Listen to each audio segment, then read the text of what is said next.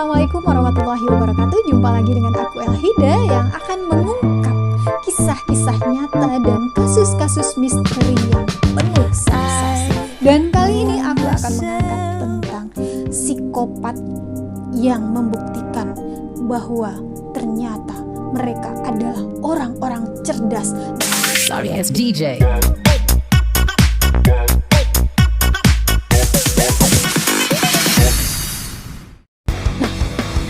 Berikut kisahnya.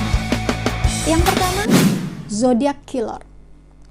Zodiac Killer atau pembunuh zodiak adalah nama kiasan yang diberikan seseorang atau beberapa orang yang melakukan pembunuhan berantai di Amerika Serikat pada akhir 1960-an. Kasus-kasus pembunuhan tersebut lebih banyak dialami oleh sepasang kekasih, walaupun ada terkadang korban juga seorang diri. Uniknya, pelaku sering mengirimkan surat kaleng kepada pihak kepolisian dan media, serta menyatakan bahwa ia yang menjadi pelaku atas semua kasus pembunuhan yang terjadi. Di dalam suratnya, tidak jarang ia menyelipkan teka-teki dan simbol-simbol untuk dipecahkan oleh pihak kepolisian. Dicatat dalam laman biografi, setidaknya ada 5 kasus pembunuhan yang tercatat resmi. Namun pihak kepolisian meyakini bahwa ada belasan kasus pembunuhan yang tidak terungkap yang dilakukan oleh pelaku yang sama. Apakah kasus ini terungkap? Tidak. Pihak berwenang sempat mencurigai seorang yang bernama Arthur Lake Allen sebagai pelaku tunggal. Namun ada banyak kesaksian bahwa ciri-ciri pelaku selalu berubah-ubah. Nah, hal ini menyebutkan spekulasi bahwa pelaku lebih dari satu orang. Arthur Allen akhirnya didakwa penganiayaan terhadap anak di bawah umur. Pihak berwenang belum sempat melakukan investigasi lanjutan karena Arthur Allen keburu meninggal dunia karena serangan jantung. Jadi, Zodiac Killer masih menjadi salah satu misteri terbesar di Amerika hingga saat ini. Zodiac dikenal sebagai pelaku yang cerdas dalam melakukan pembunuhan dan sembunyi nyaris sempurna tanpa terdeteksi. Nah, lalu yang kedua, Thomas Nell Crime. Kasus psikopat yang dilakukan oleh Thomas Crime juga menjadi salah satu bukti bahwa psikopat merupakan orang cerdas dan terkadang memiliki posisi terhormat di masyarakat. Kasus-kasus pembunuhan yang dilakukannya juga menegaskan bahwa psikopat sangat berbeda dengan sosiopat.